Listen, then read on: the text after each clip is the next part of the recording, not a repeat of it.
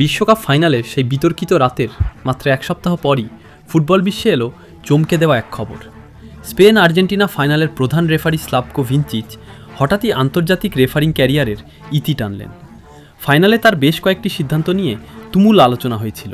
বিশেষ করে আর্জেন্টিনার খেলোয়াড়দের দেখানো 5টি হলুদ কার্ড ও একটি লাল কার্ড ঘিরে সামাজিক যোগাযোগ মাধ্যমে ব্যাপক বিতর্ক তৈরি হয়। অনেক আর্জেন্টিনা সমর্থক তার সিদ্ধান্ত নিয়ে প্রশ্ন তুলেছিলেন। ঠিক সেই ম্যাচের এক সপ্তাহ পরই অবসরের ঘোষণা। স্বাভাবিকভাবেই নতুন করে শুরু হয়েছে নানা আলোচনা। তবে একটি বিষয় পরিষ্কার করে বলা জরুরি, স্লোভেনিয়ান ফুটবল অ্যাসোসিয়েশন জানিয়েছে এটি তার দীর্ঘ রেফারিং ক্যারিয়ারের স্বাভাবিক সমাপ্তি।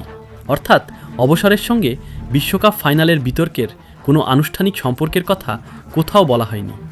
তবুও আর্জেন্টিনার সমর্থকদের কাছে ভিনচিচের নামটি বিশেষভাবেই মনে থাকবে, কারণ গত 2 বিশ্বকাপে আলবিসেলেস্তেরা মাত্র 2টি ম্যাচে হেরেছে।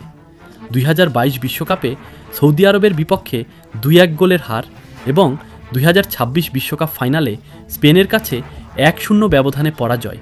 কাকতালীয়ভাবে 2টি ম্যাচেই প্রধান রেফারির দায়িত্বে ছিলেন স্লাভকো ভিনচিচ।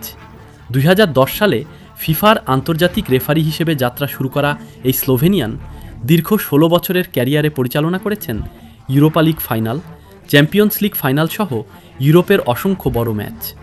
2026 বিশ্বকাপেও ফাইনাল সহ 4টি ম্যাচ পরিচালনা করেন তিনি। 46 বছর বয়সে অবসরের মাধ্যমে শেষ হলো তার আন্তর্জাতিক রেফারিং অধ্যায়।